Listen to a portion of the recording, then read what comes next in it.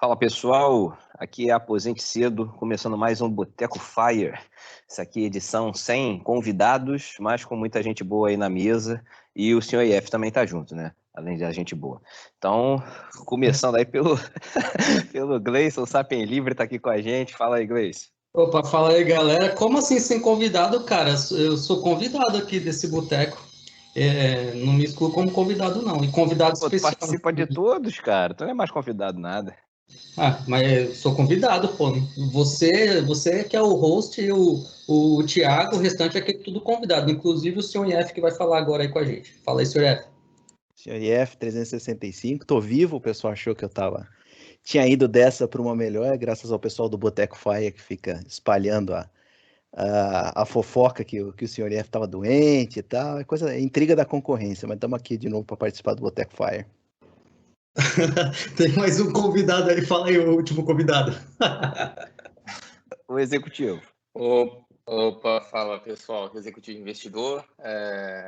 Prazer aí estar pela segunda vez aí no Boteco Fire. Também estava muito preocupado com o senhor IF, mas ele deu sinal de vida aí nessa semana, então bora, vamos tocar o assunto aí, que acho que tem um assunto bom aí para a galera.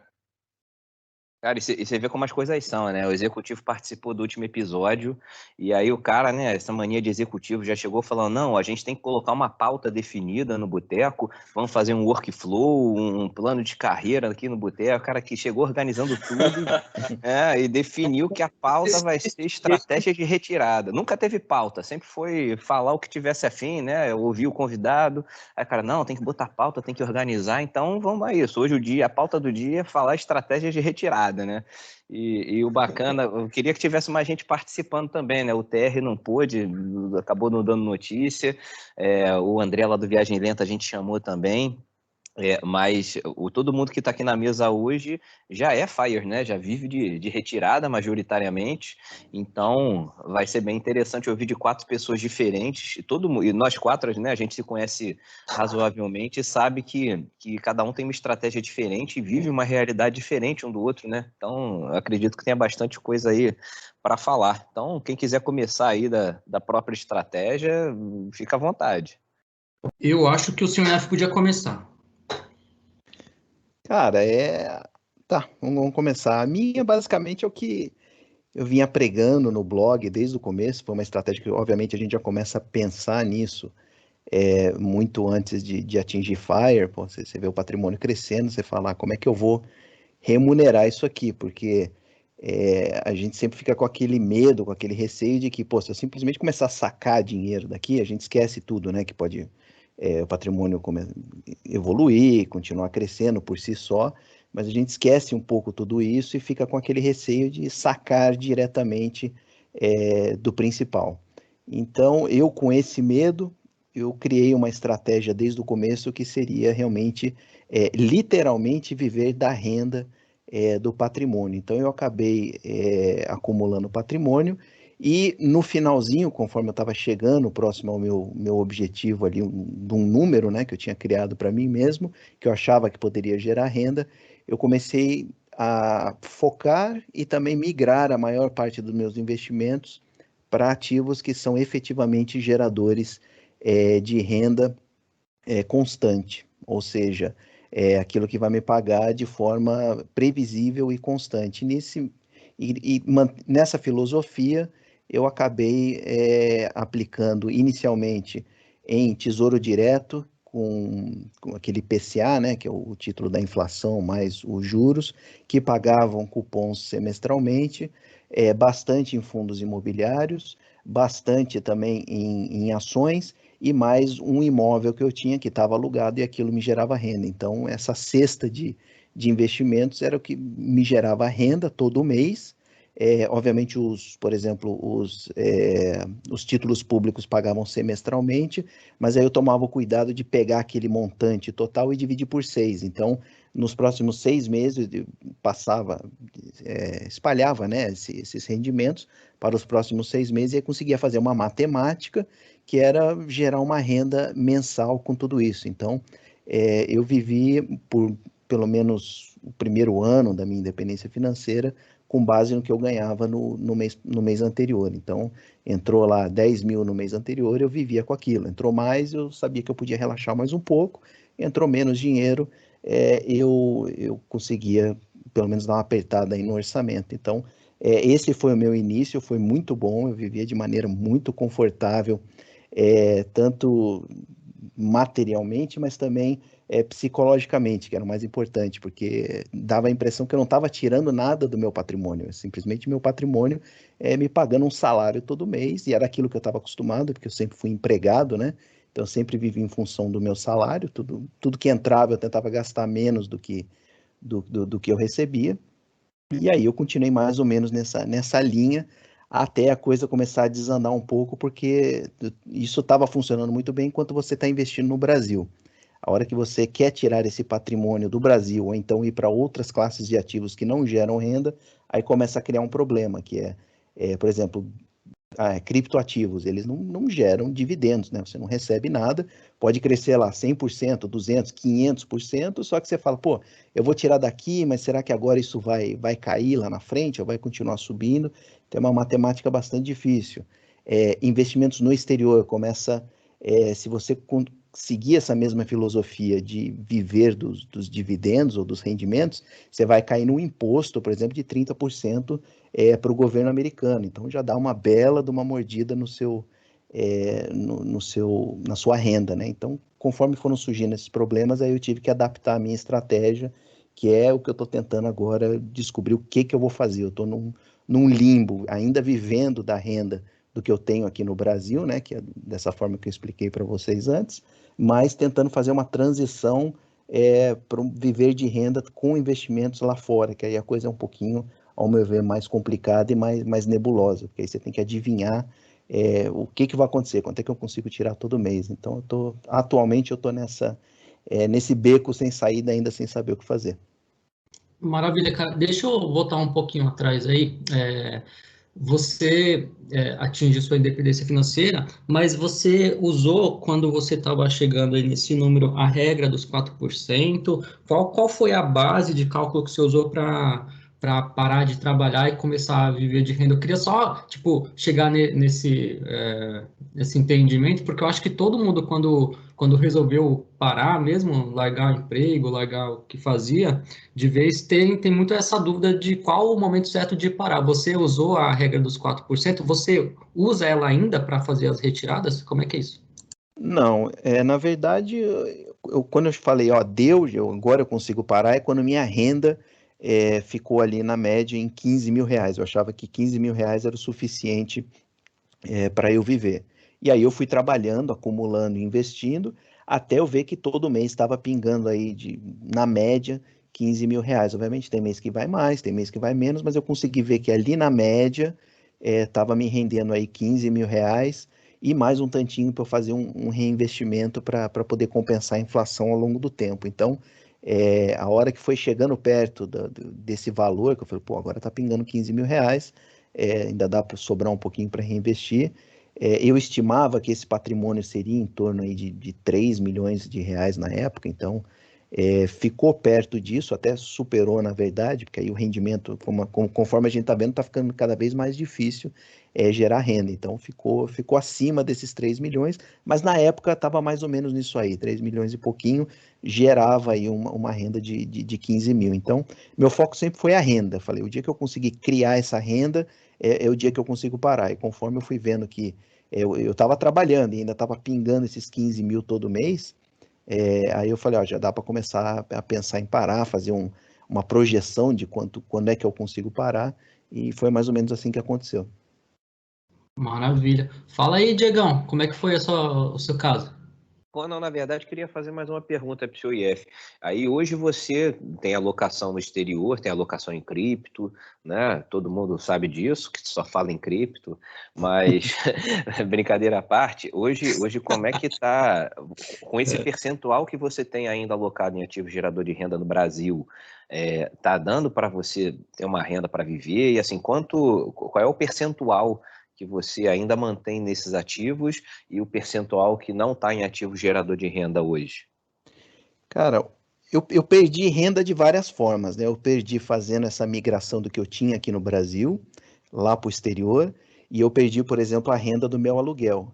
Mas aí, nesse caso do aluguel, você precisa ver que aí eu não estou pagando aluguel para outra pessoa, então é difícil dizer que eu perdi essa renda efetivamente. Então, a matemática não é tão assim preto no branco de quanto é que eu perdi de renda ao deixar de alugar minha casa e vir morar no meu próprio imóvel, ainda mais agora, quando a gente está falando aí de reajuste de aluguel na casa dos 30%, 40%, né?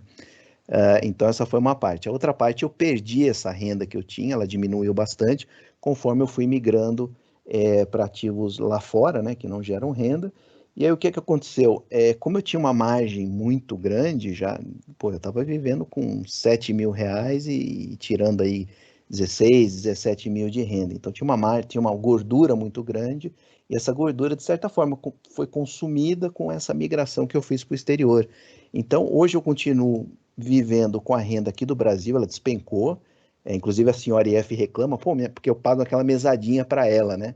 De 10% da minha renda. Falou, pô, mas minha mesada despencou, porque obviamente a renda despencou, porque eu continuo só considerando o que entra no mês anterior. Então, tudo aquilo que está lá fora, hoje eu tenho aí mais ou menos 35% só lá fora, mais a casa. Então, daria para dizer aí que eu tenho hoje 40%, 50% do patrimônio não gerando renda. Então, eu tenho vivido dessa forma, que dá um certo conforto, porque eu falo, pô, eu estou conseguindo viver com só metade do meu patrimônio gerando renda. Então, se a coisa apertar por algum motivo, eu consigo, até se quiser, trazer coisa lá de fora e começar a colocar em ativo gerador de renda, consigo alugar a casa de novo. Então, tem essa margem. Então, eu tô ainda dentro dessa margem, só que bem apertadinho, né? Tô gastando ali 8 mil, 9 mil, e a renda hoje tem gerado em torno de 11 a 12 mil reais. Então, tô nessa, né? Nessa transição, ignorando o que está lá fora que não gera renda, e vivendo realmente só com o que está aqui no Brasil ainda gerando renda. Na verdade, é um limbo, porque é errado ignorar o que está lá fora, porque está lá fora está crescendo, está gerando renda, são ETFs, né, que não distribuem dividendos, mas estão automaticamente reinvestindo dentro deles e, teoricamente, poderia considerar como renda. Mas, no momento, eu não faço, porque, primeiro, que não tem necessidade. Segundo, porque ainda não tenho certeza do que fazer, porque eu estava muito confortável nessa situação de viver com a renda do mês anterior, mas se meus planos de tirar o patrimônio do Brasil derem certo, eu não vou continuar podendo fazer isso, infelizmente. Interessante. Eu perguntei isso justamente porque a minha estratégia aí desde o início era semelhante à sua, né? Até me espelhei, a gente brinca pra caramba, sacaneia o outro, mas né, o seu blog sempre orientou bastante coisa, inclusive a mim, e disso eu tirei um parâmetro e resolvi, ao invés de utilizar o patrimônio todo como gerador de renda, como você iniciou, né, desde o início, eu resolvi separar uma parte do patrimônio para ser ativo gerador de renda e outra parte para não só ganho de capital, como também questão de segurança, né? Então, hoje o que eu tenho é 1/3 do meu patrimônio gerando renda, que está assim, majoritariamente em fundo imobiliário, um pouquinho em ações, né, que são boas pagadoras de dividendos, e um pouquinho em imóveis, que são imóveis de baixo custo, que geram um aluguel também, aí direto da pessoa física, e os outros 2/3 do patrimônio estão em ativos que não geram renda diretamente ou eu não considero para minha subsistência, né, que são os investimentos no exterior, né, alguns geram renda na forma de dividendos, eu tenho alguns REITs também. Então, assim, tem renda que pinga direto na conta, não é automaticamente reinvestido, mesmo pagando imposto de 30% na fonte, enfim. E imóveis também que não são para aluguel, não estão alugados e nem tem essa intenção, que são fruto de investimento imobiliário mesmo, de comprar para poder revender por um valor mais alto. Então, eu separei dessa forma e eu ainda estou assim, no limite do conforto com esse 1/3 aplicado em ativo gerador de renda, né? Tem mês, inclusive, eu estou aí desde dezembro nessa, né? Teve mês nesse intervalo que sobrou com folga, né? Eu gastei muito menos do que eu tive de renda, de FII e ação, mas teve mês que eu gastei mais do que a renda. Tá? Então, assim, na média, eu ainda estou favorável, ainda tem uma folguinha, só que é algo que eu preciso prestar atenção para poder manter uma vida sustentável, né? Eu procuro pensar que também nesse intervalo eu estou vivendo uma vida nômade, né? Então eu estou me mudando com frequência, eu estou tendo muito mais deslocamento que o normal, eu estou morando em cidades que eu não pretendo morar no futuro e que tem um custo de vida um pouco mais alto. Então meu pensamento está sendo no sentido de, pô, o dia que eu fixar residência num lugar, mesmo que ele tenha um custo de vida relativamente alto, certamente eu vou ter uma despesa menor, né? E nada me impede de pegar uma parte desses outros 2/3 e aplicar em ativos que gerem renda, né? Então, e ainda tenho a segurança que o COIF e o Gleison hoje não têm, que é de ter um pouco de renda ativa ainda pingando na minha conta. Todos os meses entra um valor absolutamente incerto, mas são de trabalhos que eu fiz no passado e que eu estou só finalizando e que ainda entra alguma coisa. Então, minha estratégia foi um misto aí, não tive norte de 4%, 3%, eu nunca nem parei para calcular muito o quanto que daria, né? Eu tô com esse pensamento de que, pô, viver com 1/3 do patrimônio né, é bastante seguro, os outros 2/3 aí, se flutuar para cima ou para baixo, eu estou tranquilo, né? Foco na renda aí, coisa que o Gleison aí me ajudou muito também a consolidar esse pensamento, e aí eu quero até emendar para ele falar a respeito da estratégia dele. Cara, eu ia até te fazer uma pergunta que era essa de se você não considera, como a maioria dos FIREs americanos, a galera da gringa que vende parte do patrimônio, você não considera essa estratégia, o negócio é viver de renda mesmo, só do residual. Cara, não, só da renda mesmo, só da renda mesmo. Até desde que eu virei FIRE, eu não vendi nenhum ativo. Na verdade, sim, vendi para recomprar outra coisa semelhante, né? Não vendi com intenção de ganho de capital. Inclusive, a maior parte do que eu vendi foi com prejuízo, tá? Foi justamente para mudar, realocar, né? Então, eu estou nessa estratégia aí que é que eu sei que você usa, né? Que é focar na renda, né? Então, esses últimos meses aí, até com essas notícias de reforma tributária e tudo mais, eu aqui lotado em FII, né? O patrimônio baixou, mas a renda baixou muito menos do que o patrimônio nominal, né? Do que a variação do ativo lá do preço de tela. Então, a renda continua, né, dentro do parâmetro que eu desejava, estou tentando manter o grau de satisfação. É claro que ninguém é de ferro, né, cara? Psicológico dá uma balada num primeiro momento, mas depois você vê que continua pagando. O inquilino do fundo está lá ainda, né? Ou o papel ainda está gerando, não deu default, não deu nada. Então, eu tô procurando me manter tranquilo agora, né? Fazer a cabeça disso. E você, Gleison? Eu queria saber de você, porque eu sei que você é 100% na renda, né? Até onde eu sei. Posso só fazer uma perguntinha, Diego? Claro. No seu caso, cara, eu entendi aí o ponto do senhor IF, né, de quando ele optou aí por parar. No seu caso, como você não tinha o parâmetro dos 4% também, quando é que você chegou e falou, não, para mim já deu, já tô tranquilo, já dá para parar? Qual foi o parâmetro chave aí que você usou para definir aí a hora certa? Pô, então, cara, em 2019 eu tracei uma meta financeira do patrimônio. Tá? Tem até uma entrevista aí com o senhor IF, foi assim que a gente se conheceu no primeiro momento. Eu nem tinha blog na época, nem nada. Então, assim, eu falei, pô, quando eu atingir esse patrimônio, eu vou parar. Tá?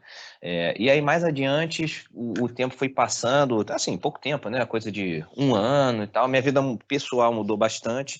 E eu falei, pô, não, cara, independente do patrimônio, se eu conseguir ou não atingir essa meta, eu vou parar no final de 2020. Tá? Não sabia nem que ia ser nômade, não estava nem com isso de viajar na cabeça. Tá? E aí chegou meados de 2020, deu pandemia, né, e tudo mais. Veio essa ideia de ser nômade também em seguida. E aí eu falei, cara, com ou sem atingir essa meta, eu vou virar FIRE, vou deixar de trabalhar aí em tempo integral. E assim eu fiz. No fim, assim, eu não atingi esse patrimônio desejado, tá? Assim, não fiquei muito distante também, tá? Mas não atingi, mas resolvi fazer mesmo assim. E assim, estou no caminho de chegar lá em breve, né? Felizmente, mesmo com essas crises, com essas turbulências, por conta ainda dessa minha renda ativa, né, vamos dizer assim, apesar de eu trabalhar um pouco menos, bastante menos, para ser sincero, eu acabei, enfim, vou fazer e acabou. Tem uma hora que tem que usar aquela expressão, né, a sorte segue a coragem. Então, se você não agir, não vai acontecer. Tô te chamando de fake farei, mano. Mais um fake fire, cara. Segundo no Boteco Fire, já tá sendo detectado, cara. Você vê, né? Não, eu não escondo de ninguém, cara. Eu ainda trabalho um pouquinho por semana, cara. Não tem problema, não tem problema nenhum nisso. Eu gosto. Eu não pretendo parar de trabalhar assim, 0, nunca, sinceramente. Eu acho que o resto da vida eu posso, por causa da minha profissão, eu posso pegar um trabalhozinho aqui, uma coisa por mês, um cliente por ano, que seja. Então, assim, é bom para manter a cabeça ativa. É melhor do que ficar jogando sudoku. Cara, inveja essa. Eu queria poder fazer essa transição, cara, de poder diminuir, controlar. Essa é a melhor coisa que tem do profissional autônomo, é você conseguir fazer uma transição, ou pelo menos manter o negócio ali em banho-maria. Felizmente, na minha profissão, era 8 ou 80. Ninguém te contrata para trabalhar meio período, para trabalhar só um mês por ano. Acho que é a melhor coisa, cara, que você Pô, está mas você não fazendo. consegue pegar, sei lá, uns voos por temporada, sei lá, você Não não consegue, tem cara. saudade, não? Pesa muito a experiência recente, cara. Ah, Você tem que estar ali. Pra você ter uma ideia, quando a gente voltava de férias, só por ter saído de férias, você já tinha que fazer um voo com um instrutor para poder revalidar a sua. Não é revalidar a licença exatamente, mas a sua condição de voo, né? Para saber que você está proficiente ainda. Então, um mês já pesava, imagina. Agora já porra. tá 2 anos e meio aí sem colocar Mas a nem mão no para avião, é voar um realmente complicado, cara. esses aviãozinhos aí de agricultura, esses negocinhos assim mais simples, aqueles carinha que passam as propagandas na praia. Ah, não tem, né, cara? Aí não, nem procurei isso aí, mas não, Propaganda não na é bem praia. assim, cara. Esses caras que passam propaganda lá de bronzeador. Eu sei. Não, Pô, mas mas você também pode, você não precisa estar pilotando, né? Você não pode também ser instrutor em tempo parcial, sei lá, alguma coisa assim, né? Não precisa estar lá pilotando. De repente você ensina iniciante, né? Uma coisa, aula particular de reforço para o cara tirar o brevet. Já pensou nessa hipótese? não, um tempo atrás me ofereceram uma função de instrutor, mas infelizmente é tudo tempo integral, não tem. A hora que você fica mal acostumado nessa vida de querer controlar o próprio tempo, o simples fato de você pensar, pô, vamos publicar uma escala, aí mês que vem já está tudo definido para mim e tal, você fala, cara, assim, não descarto, obviamente, em caso de necessidade, mas fazer por fazer, só para manter aí uma certa segurança, por enquanto Comprou não avião, me atrai. comprou avião, aí você faz seus tours. Ah, aí o dinheiro vai todo embora mesmo, né? A maneira mais fácil de acabar com o patrimônio é comprar um avião, cara. Nessa linha que eu, para quem ouviu aí o último papo aí no Boteco Fire, né, que sabe que eu tenho um negócio próprio, né, que eu considero como renda passiva, porque a minha interferência é praticamente nula, mas basicamente esse é um dos motivos que me faz manter ainda o negócio, né, para poder, eventualmente eu dou meu espetáculo, faço uns shifts lá no restaurante, e é um pouco na linha do que o Diego falou, né? Manter, aliás, que todos estão falando, manter um pouquinho a cabeça ativa, né? Então, eu acho que é válido, e aqui no Canadá, acho que assim como nos Estados Unidos, é muito comum o trabalho part-time, né? Então, acho que esse ambiente, ele também contribui bastante para os fires, né? Porque a pessoa tá de saco cheio e quer fazer alguma coisa, quer se manter ativo, arruma um part-time. Então, tem muita gente aqui, né, aposentado, seja por idade ou seja realmente por opção FIRE, que faz aí suas 10, 15, 20 horas por semana, escolhe o segmento, a área que quer trabalhar, basicamente por opção, né? Não, mas qual é a sua estratégia de retirada aí? Como é que você organizou o executivo? Então, vamos lá. A minha linha segue muito a do Sr. IF, então, desde quando eu comecei a traçar meu plano de FIRE, ainda antes de conhecer o termo FIRE, né, eu sempre tive na cabeça de parar de trabalhar a hora em que os rendimentos das aplicações superassem os meus gastos, né? Então, de rendimento, nunca passou pela minha cabeça a regra dos 4%, não só porque eu não conhecia, mas nunca passou pela minha cabeça ter que vender ativos para poder bancar meus gastos. Então, sempre tive na cabeça a questão dos dividendos, né? No meio da trajetória, eu acabei mesclando um pouquinho a questão do aluguel, né, seja uma renda de aluguel de imóvel físico, né, então foi quando eu comecei a buscar adquirir alguns imóveis para fazer parte do meu portfólio. Então, basicamente, essa é a estratégia que eu tenho seguido aí desde o início. E quando, na verdade, eu já tinha me tornado independente financeiramente já há alguns anos, antes de vir para o Canadá, inclusive, né? Ou seja, os meus rendimentos de dividendos das minhas obrigações no Brasil já estavam cobrindo os meus gastos, né? Mas eu estava aí numa situação bem confortável no trabalho, enfim, decidi continuar um pouco mais. E ao chegar aqui no Canadá, plano tomando um pouco mais de corpo, eu decidi parar. Então, na verdade, hoje, o que acontece? Hoje eu tenho basicamente 85% do meu patrimônio, ele me gera renda. Então, eu tenho hoje cerca de 55% em ações e REITs, né, que seriam os fundos imobiliários aqui dos Estados Unidos e Canadá. Então, eles me geram dividendos, seja mensal, seja trimestral. Então, 55% do meu patrimônio me gera renda de dividendos, e cerca de 33% são imóveis físicos que eu tenho no Brasil que me geram renda de aluguel. E o restante, aí, cerca de 10%, 14%, é o meu imóvel próprio, que eu resido, que é o único que hoje não me gera, assim, diretamente, né? Ele não me gera renda diretamente, mas ele acaba evitando que eu gaste com aluguel, por exemplo. E então hoje eu tenho da minha renda passiva hoje, mais ou menos metade são os dividendos que eu recebo, dividendos ou distribuições, né, dos REITs. Só com esses 50% hoje já cobrem os meus gastos, né? Então hoje eu estou numa posição bastante confortável que eu estou conseguindo ainda hoje reinvestir praticamente 100% dos meus dividendos.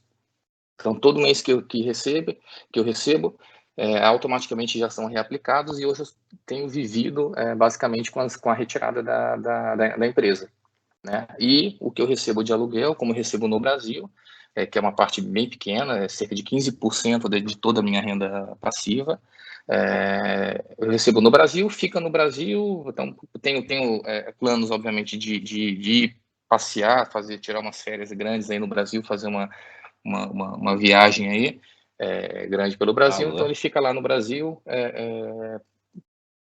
basicamente rendendo juros, né? Cara, e você ainda não falou, eu senti falta de você falar da tua empresa aí como patrimônio, né? Porque se você tem um restaurante, ele tem um valor de mercado. O dia que você não quiser mais trabalhar com ele, você pode vender para alguém, passar o ponto, né? Ainda tem isso aí, né? Exatamente. Eu tive uma sorte de conseguir fazer uma negociação muito boa na compra, né? Até para vocês terem uma ideia, era uma loja corporate, né? Ou seja, não era uma franquia. Então, acho que dado isso, a franqueadora queria se desfazer, né? Porque todo mundo sabe, a estratégia de franqueadora é ter o máximo de lojas e operar basicamente na base dos royalties, né? Então, eles não têm interesse em ter muitas lojas próprias, né? Então, era uma loja que já estava à venda há algum tempo. Então, eu tive sorte, de novo, né, de estar no lugar certo na hora certa. Então, eu fiz uma negociação muito boa. Hoje, eu considero, sim, um valor dentro do meu patrimônio, como o valor da companhia, mas é basicamente o valor que eu paguei na época, né, há 4 anos atrás. E esse valor, hoje, tem uma estimativa, e com base, obviamente, em vendas e lucro, de que a empresa ela vale pelo menos aí 2,5 vezes o valor que está no meu patrimônio, né? Mas como eu havia comentado também no podcast passado, e quem tiver curiosidade está aí disponível, né, no Boteco Fire. Como eu comentei lá, eu tenho uma intenção aí no médio prazo vender o negócio para realmente poder estar 100% livre aí de qualquer amarras, porque por mais que eu fale, não, eu não tenho interferência nenhuma, o negócio se toque sozinho, é aquela história, né? É o que tá pingando dinheiro, dependendo ou não desse dinheiro, é meu patrimônio, me dá lucro, então eu não consigo ficar 100%. Eu particularmente não consigo ficar 100% desligado do negócio. Então, eu estou sempre olhando, estou sempre no aplicativo, acompanhando vendas e tal. Hoje, para mim, está ótimo, né? Porque, até como eu comentei há pouco, é um pouco de uma válvula de escape que eu uso, ainda mais em tempos de pandemia, né? Então, estou com a cabeça cheia, vou para a franquia, converso com o pessoal, converso com o gerente e tal, mas não tenho a intenção de manter isso para sempre. Então, tenho a intenção aí de no médio prazo, aí, cerca de 4 anos, me desfazer. E realmente, é o que você falou, como ele está contando aqui dentro do meu patrimônio, e como eu falei, é um valor basicamente 2,5 vezes do valor que efetivamente vale, né? Então eu tenho aí ainda uma oportunidade aí de tirar uma graninha boa aí, de alavancar aí meu patrimônio, né? Mas é um pouco do que eu falei, né? E aquela história, quando parar, né? Quanto que é o suficiente, né? Na verdade, quanto que é o suficiente? Hoje, como eu comentei, só o que eu tenho de renda de dividendos já paga minhas contas, né?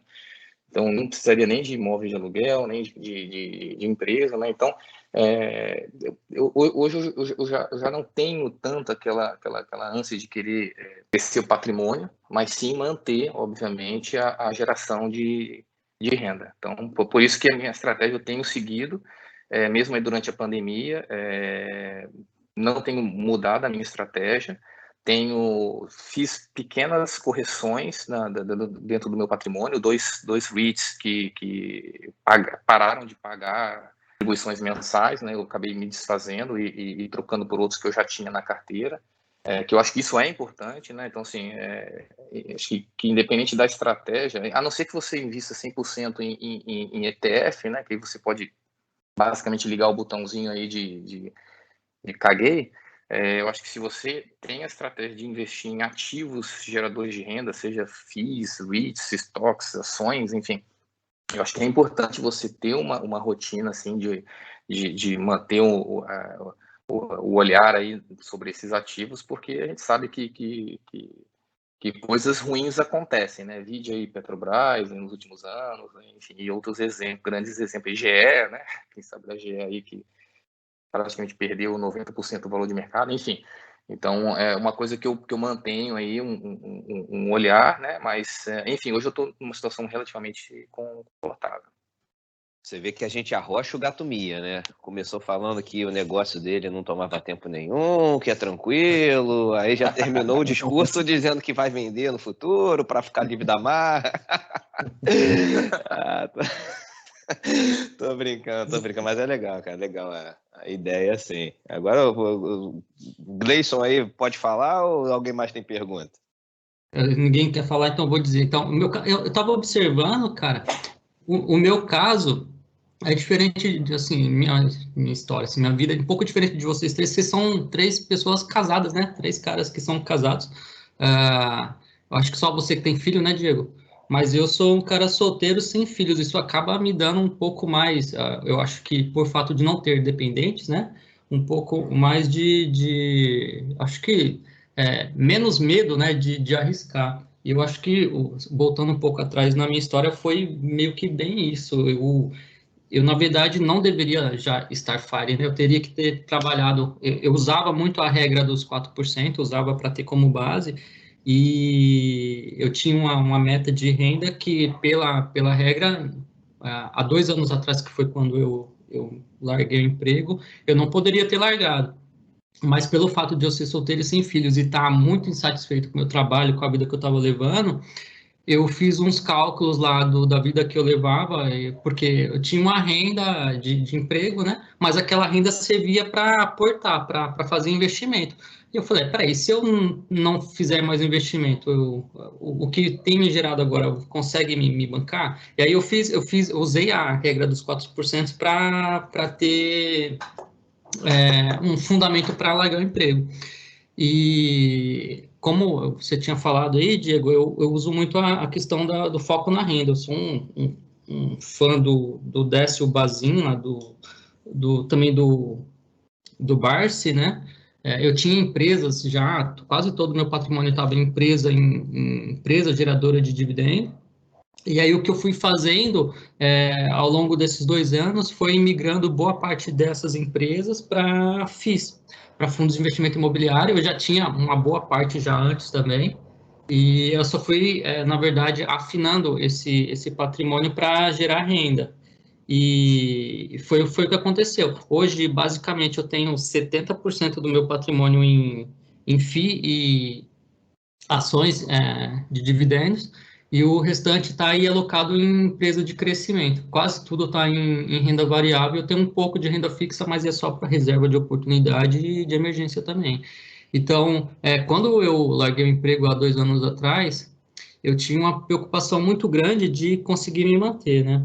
Então, como existia ali uma certa gordura, eu pensei o seguinte: eu vou largar, vou ver com essa quantidade, essa gordura que eu tenho, eu vou investir em empresas de crescimento para fazer meu patrimônio crescer. Porque eu sempre penso que você tem que focar no objetivo. Qual que é o objetivo? Meu objetivo é viver de renda. Então, eu tenho que alocar meu patrimônio para este objetivo, que é uma carteira previdenciária. Então, eu estruturei todo o meu orçamento nesse sentido, né? Tudo que eu pegava eu alocava nesse sentido, e nesses últimos 2 anos vem funcionando bem. Apesar desses solavancos, sobe e desce e tudo mais, por incrível que pareça, a gente teve a crise aí, da pandemia o ano passado, teve muitos FIIs de shopping, né, que deixaram de pagar. Felizmente eu não tinha FII de shopping, eu até comprei quando caiu bastante. E o que eu observo, quando você aloca a sua carteira, pelo menos foi o que aconteceu comigo e o que eu venho estudado, mesmo com o sobe e desce da bolsa, nosso mercado brasileiro aqui que é muito instável, os rendimentos, eles são constantes, eles não se alteram, ou se alteram pouco. Então, em 2 anos, eu vi minha renda passiva crescer, ao passo que existe esse solavanco, né, de patrimônio. Se você for ficar olhando o número, você pode enlouquecer, mas como eu resolvi focar no rendimento, na renda, cada queda é uma oportunidade maior de compra, né? É claro que, como eu já estou com quase todo o capital alocado, é meio que cobertor de pobre, né? Você vê uma oportunidade aqui, aí você vai lá e descobre de um lado para cobrir do outro, para poder ver se você aproveita e você acaba aí trabalhando o patrimônio para esse crescimento de renda e crescimento de patrimônio junto. É basicamente isso. Tem 2 casinhas, 2 kitnets lá em São Paulo de aluguel. Hoje eu estou aqui no Nordeste, né? Eu estou morando sozinho, primeira experiência morando sozinho, minha mãe voltou para São Paulo, talvez ela volte até o final do ano aqui, mas é basicamente isso. Eu acho que o brasileiro, nós aqui, acho que temos focado assim em renda, acho que o brasileiro tem muito essa cultura de focar em renda, né, em ver a grana mesmo e não perder patrimônio, né? É meio difícil desapegar, nossa, eu vou ter que vender uma parte do patrimônio para poder compor renda, e aí eu acho meio perigoso, pelo menos psicologicamente, eu acho perigoso. E se a gente não tiver com a cabeça boa para mexer com dinheiro, é ruim, cara, é terrível. Mas e a parte da inflação? Vocês fazem alguma coisa com relação à inflação? Porque já ficou definido aqui que mais ou menos todo mundo tem a mesma estratégia, né? Todo mundo gosta de ativos geradores de renda e tal, mas vocês estão contando que essa renda ela vai acompanhar a inflação de alguma forma, por exemplo, a renda dos FIIs, sem vocês precisarem fazer alguma coisa, ou vocês fazem alguma coisa especificamente para poder compensar a inflação? Porque, por exemplo, eu decidi parar de trabalhar quando a renda atingisse 15 mil, mas, claro, 15 mil daqui a 5, 10 anos não é mais nada, então eu teria que ter essa preocupação de ver a renda subindo conforme a inflação vai subindo também. E para isso, eu até então, pelo menos naquele começo, eu tinha uma parte reservada para reinvestimento. Então, eu fazia um reinvestimento para tentar compensar a inflação.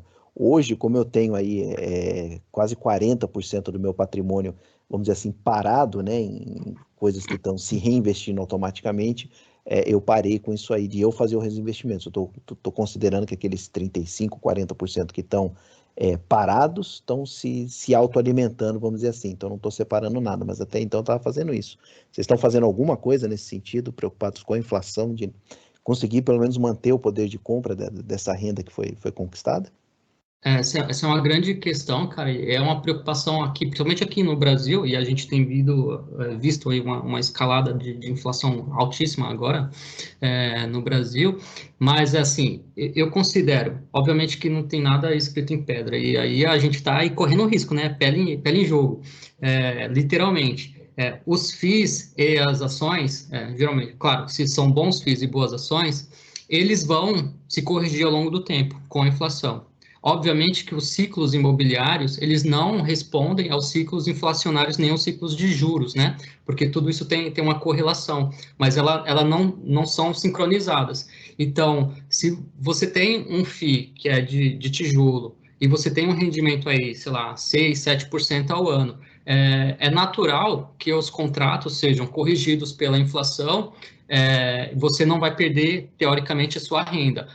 O valor do FII, do imóvel, provavelmente ele não vai acompanhar esse ganho de inflação, mas ao longo do tempo, junto com o ciclo imobiliário, que é diferente do ciclo de juros e do ciclo de inflação, ele vai conseguir se recuperar lá na frente. Aí que cabe, sim, uma visão aí de longo prazo, né? Uma aposta realmente confiável daquilo que você está fazendo, acreditar realmente que você está fazendo a coisa correta, porque você só vai conseguir enxergar se fez a coisa certa lá na frente. Isso é uma aposta constante que a gente, infelizmente, tem que tem que se molhar, né? Tá na chuva, tem que se molhar.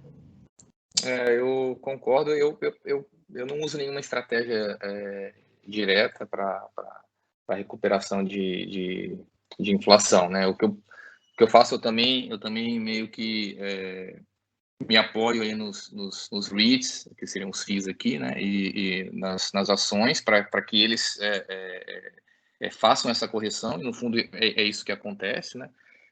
A inflação aqui ela é muito baixa, né? Então não me preocupa muito agora, mas é óbvio que quando você joga aí para 10, 15 anos, qualquer 2, 3% em 15 anos acaba se tornando relevante.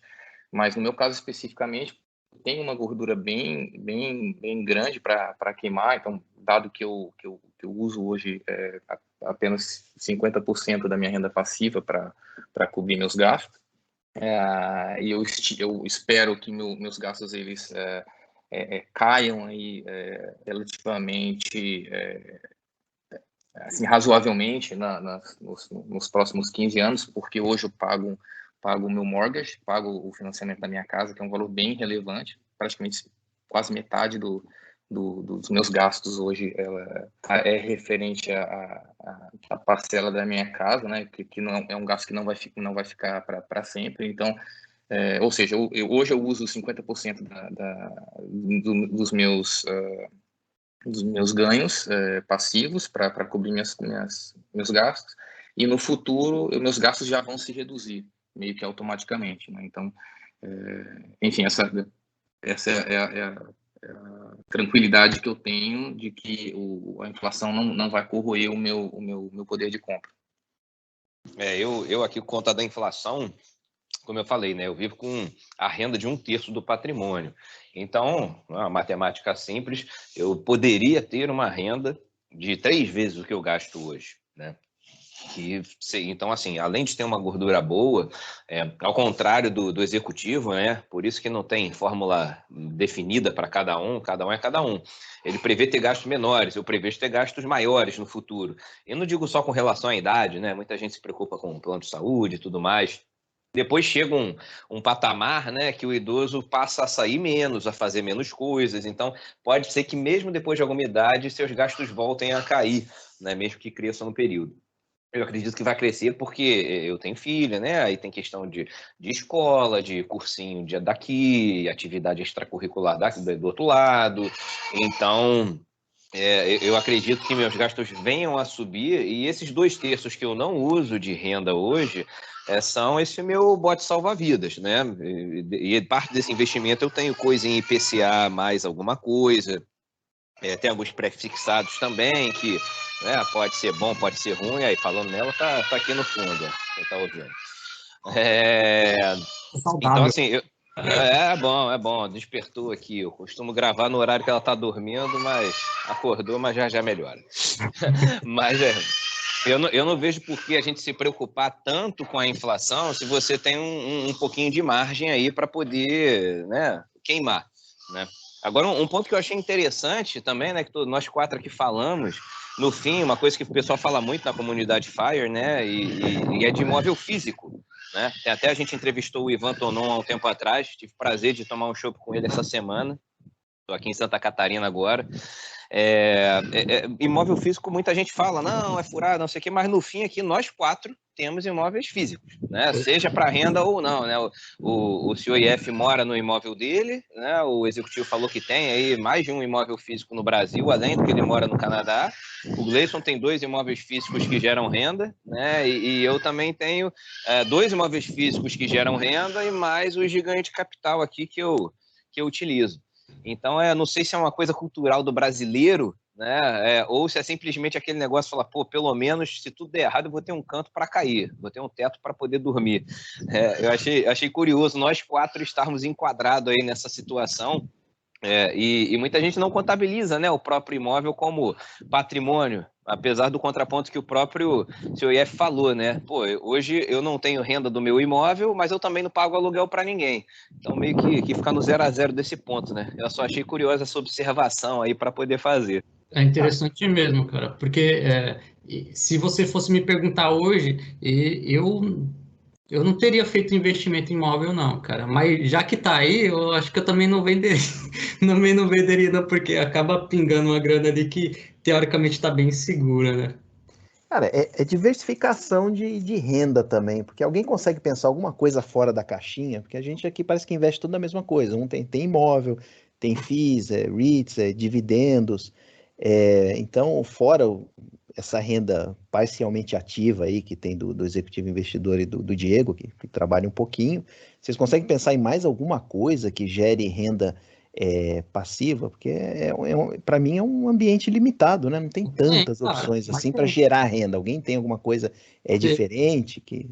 Você pode escrever um livro, aí tem o André do Viagem Lenta que tem livro, né? O livro gera renda, então você pode também criar um curso, você pode fazer o Close Friends lá no seu blog, no seu site. Tem essas... Você já ouviu falar em cogumelo do sol? Não. Também. Herbalife, Forever Living, Inudê, você pode criar uma pirâmide aí para você, cara, e trabalhar renda passiva. Virar zoeira, porque daqui a pouco eu vou falar também, vão abrir um OnlyFans do senhor IF, então... Cara, Only Haters é mais fácil, vai dar muito mais audiência. Não, eu tô falando, sério, de investimento, velho, algum investimento que gere renda passiva, porque nós estamos falando em investimento, não de abrir um negócio, não de vender um curso.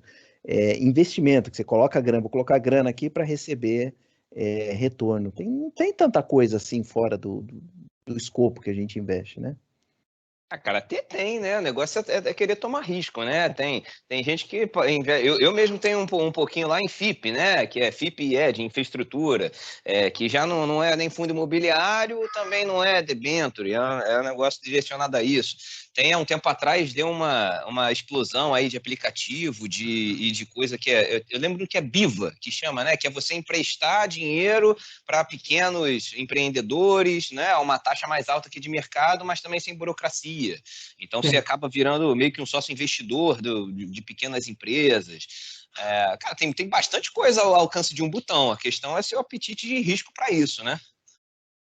Pouca gente tem, né? No meu caso, a única coisa diferente que eu tenho é o tal do staking de criptoativos, né? Então, você consegue receber aí 6 a 7% ao ano fazendo esse tipo de coisa. É a única coisa fora da caixinha do que a gente está acostumado para geração de renda, né? Tem investimento em startup, né? Investimento anjo, mas aí é uma questão que realmente você vai ter que correr mais risco. Eu acho que o simples. É isso que eu ia falar. Cara, eu acho que eu estava conversando com o Diego aí outro dia e eu acho que simplificar as coisas melhora tanto a vida, né? A gente fica perdendo tempo olhando o relatório, olhando não sei o que, se preocupando com o mercado, olhando o site, olhando o gráfico, e às vezes você tem aí do seu lado um ativo fácil de investir, que é passivo, que é mais seguro e que vai te dar o resultado que você precisa. Então, não sei se vale a pena também. Eu tenho a seguinte opinião. Acho que assim, você precisa, cada um precisa investir naquilo que se sente mais confortável, né? Eu vejo, às vezes, principalmente em blogs, né, as pessoas meio que se sentem pressionadas, né, entre aspas, aí, a diversificar, a buscar formas diferentes, como essa questão de empréstimo para pequenas empresas e tal, e muitas vezes sem conhecer. A própria questão também de Bitcoin. Não, tem que investir em Bitcoin, está todo mundo investindo em Bitcoin, então deixa eu lá investir em Bitcoin. E muitas vezes a pessoa não sabe nem o que está fazendo e acaba correndo um risco desnecessário, e muitas vezes nem atingiu ainda aí a independência financeira, e acaba muitas vezes colocando em risco, né, o seu próprio plano, justamente por não ter um plano, né? A pessoa não tem um plano, aí acaba sendo bombardeado aí com um monte, ainda mais agora, canais de YouTube, um monte de coisa, todo mundo dando opiniões, a pessoa acaba, não, deixa eu seguir essa pessoa, porque ela tá dando certo para ela, eu vou seguir, mas muitas vezes não esquece que não necessariamente está dando certo para essa pessoa. Às vezes a pessoa está tendo uma puta de um dinheiro vindo do próprio YouTube e fica falando coisas que não necessariamente tem experiência, né? Então acho que isso é um pouco também do que a gente falou.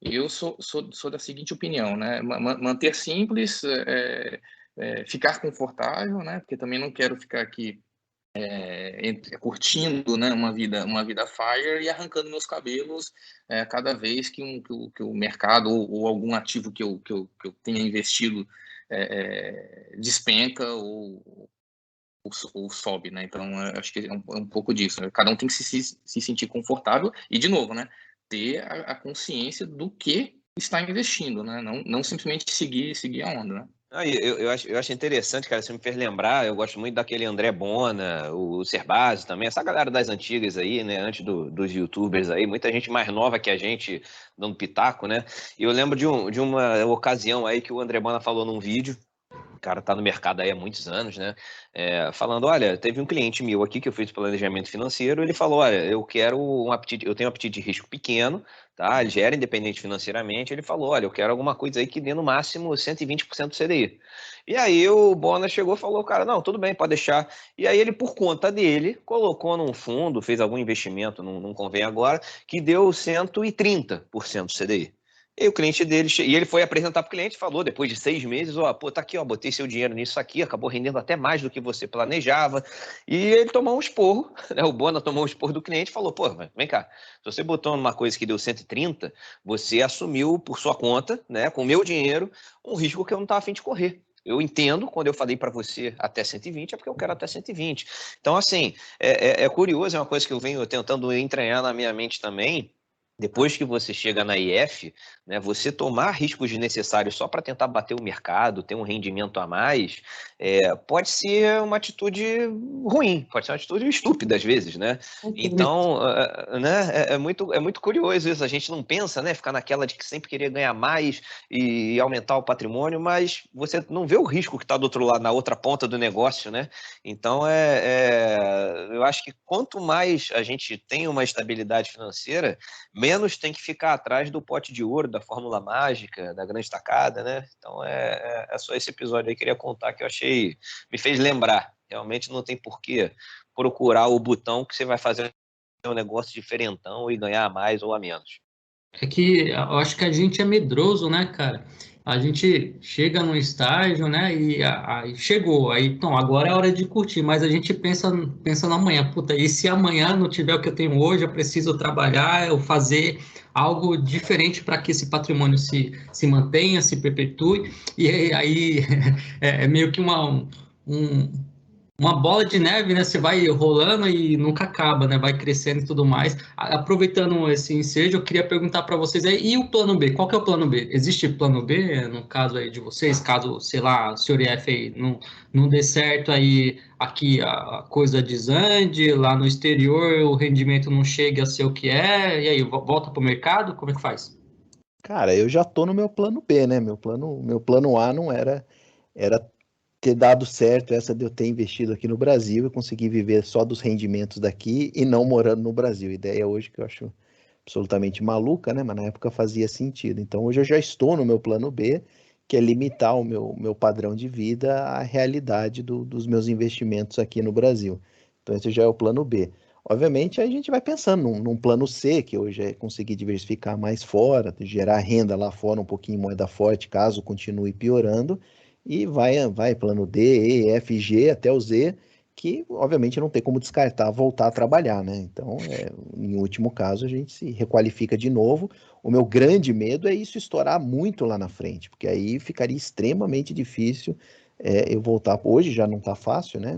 Voltar no mercado de trabalho, na minha situação, mas putz, passar 10 anos e eu ver que o negócio está degringolando, realmente eu vou estar numa situação complicada. Então, aí seria eu voltar a trabalhar, a senhora IF voltar a trabalhar tal. E esse seria a última opção, né? Voltar à vida que era. Mas por enquanto tá andando, não tá longe de ser algo desesperador, mas fica um pouquinho preocupante o jeito que a coisa se encaminhou desde que eu parei de trabalhar. Parece que andou para trás em vez de andar para frente. Plano B também seria voltar a trabalhar, né? No meu caso, eu tenho ainda a facilidade que eu consigo trabalhar na minha própria franquia, né? Então, esse seria o plano B. Aí eu tenho o plano C, plano D. Então, plano C, por exemplo, seria redução de despesa. A principal despesa que eu tenho hoje, como eu comentei, é a minha casa. Então, colocaria a casa à venda, conseguiria ainda embolsar aí o valor dela, né? Porque o que ela vale hoje ela é bem superior ao que eu devo, né? De mortgage.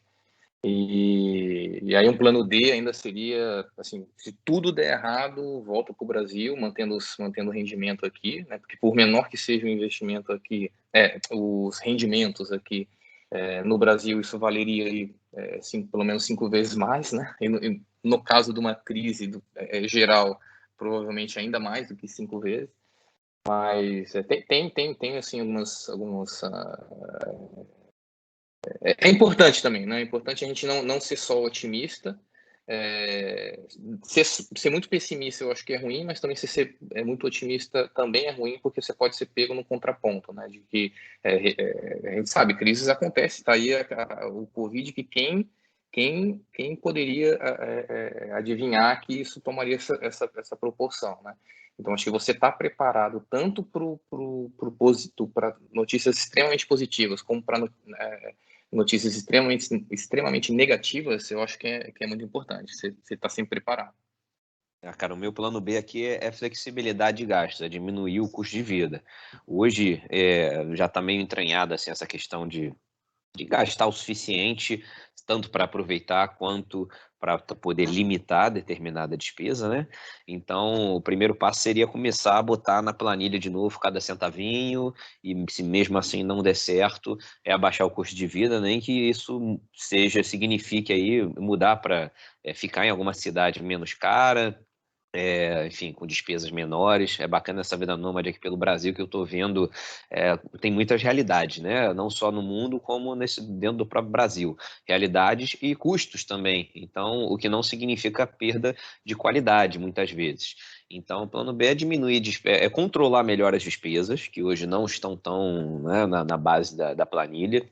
Depois seria diminuir essas despesas, né, implicando até numa eventual mudança aí, né, de localização.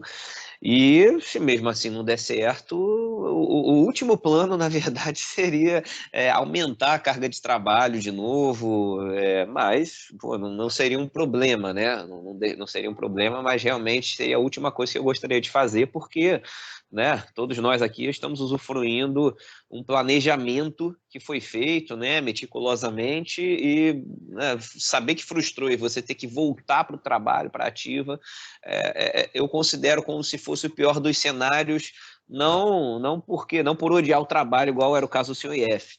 Eu até gosto do meu trabalho, em grande parte, mas seria assim, justamente porque, pô, aquele sentimento de frustração, né? Fala, pô, realmente tudo que podia fazer acabou dando errado e é isso, vamos voltar aí. Então o último plano meu seria aumentar o volume de trabalho, seria diminuir despesa, tentar fazer algum malabarismo aí no orçamento doméstico, esse é o plano imediato para mim.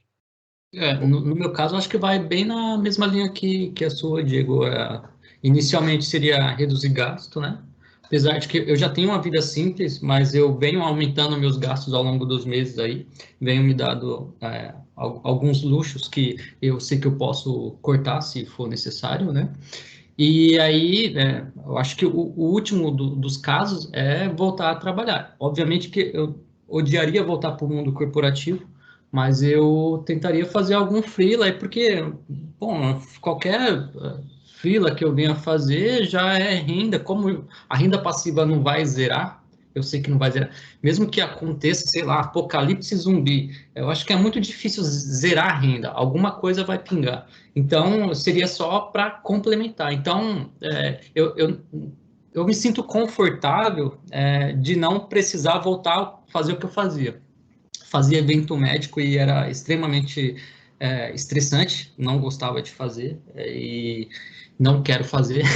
E eu acho que a gente fala assim, se der tudo errado, cara, mesmo assim já deu certo, porque a gente pensa que vai começar do zero, mas não vai começar do zero, a gente vai começar de uma linha que a gente já tem experiência. Eu acho que para fazer o patrimônio que eu fiz hoje é muito mais fácil do que há 10 anos atrás, que eu não tinha conhecimento nenhum.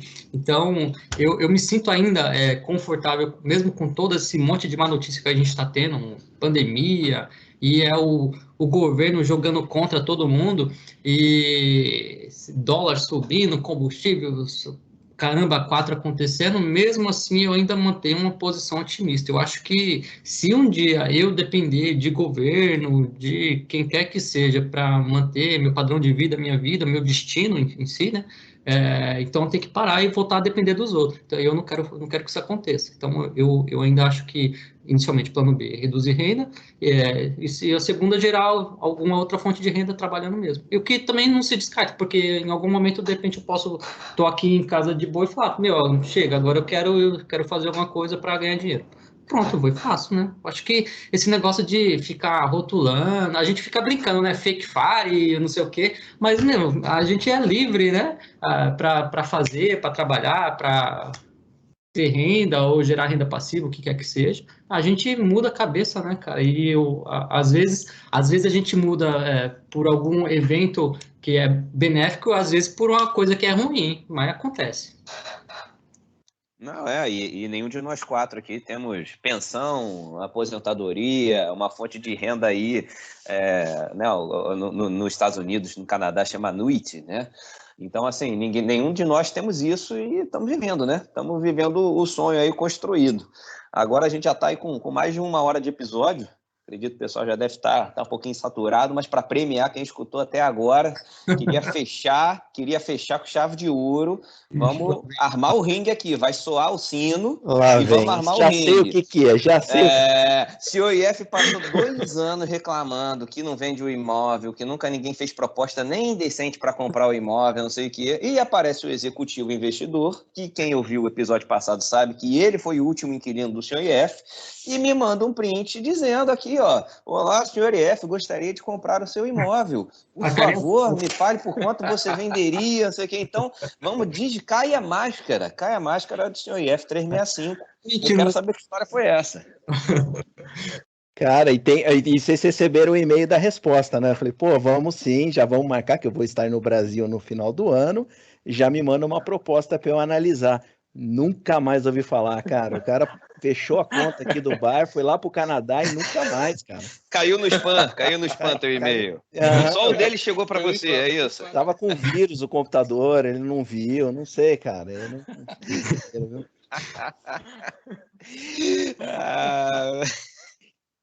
O executivo, conta a sua versão da história aí. Fala aí, pô, recebeu ou não esse e-mail de resposta? Cara, ó, recebi, cara, mas o cara pediu um valor astronômico, né? Aí a gente precisa ignorar, né? Eu acho que ele gosta dessa casa aí, cara. Ele não quer vender, entendeu? É a plataforma dele, igual político ficar falando de. Ele quer morar aí o resto da vida, entendeu? Só tem algo Todo pra mundo sabe reclamar, disso. velho. Senão eu vou reclamar do quê? Tem que manter a audiência dele lá, é assim que funciona. Virou entretenimento. Podcast lá deixou de ser informativo, é entretenimento. Tá entre gatos tomando susto com pepino e as melhores pegadinhas do João Kleber, aparece o podcast Senhor IF no YouTube, pra galera se entreter, rir um pouco.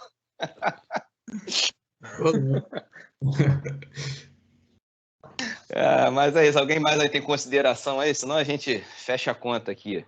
Não, sem consideração nenhuma, gente. Isso é errado. A gente brinca aqui porque no fundo todo mundo se gosta, por isso que a gente fica brincando. E o Senhor IF que começou com essa história toda aí, o episódio que foi ao ar ontem, eu vou tentar botar esse podcast no ar ainda hoje, se tudo der certo. Vou editar igual a minha cara. É aquele segredo, né? Como é que a gente consegue fazer tanta coisa ao mesmo tempo? É só fazer tudo mal feito. Então, pronto, por isso que o Boteco... Cria vergonha, cara. Faz uma vinheta, pelo amor de Deus. Não tem nem vinheta esse podcast. Não. Que coisa porca, mesmo, hein, cara. galera? Pô, cara, quem tiver disposto a ajudar a editar, criar vinheta aqui, tá aberto, cara. A chave do Boteco tá na mão de quem quiser. Tu viu que o TR não participou hoje, já teve outro que eu não participei. Se quiser gravar vocês três, chamar a gente, botar tua esposa pra falar, chamar o periquito, vambora. Então, valeu. Com essa eu já me despeço aí também, vou deixar um abraço para todo mundo. Quem quiser participar do Boteco, né? Lembrando que tá aberta aí a mesa, botecofire@gmail.com, boteco com O, tá bom? Então, deixar um abraço aí para todo mundo aí da mesa também. E é isso aí. Um abração aí. Fala você, Gleice. Eu também me despeço agora aí. Obrigado a todo mundo que ouviu até agora. Não sei se tem gente ainda. Quem quiser acessar sapienlibre.com e também no Instagram. Abração. Fala aí, Sr. F. Valeu, galera. Senhor IF aqui. Até uma próxima conversa aí. Um abraço para vocês. Falou, pessoal. Abraço e até a próxima.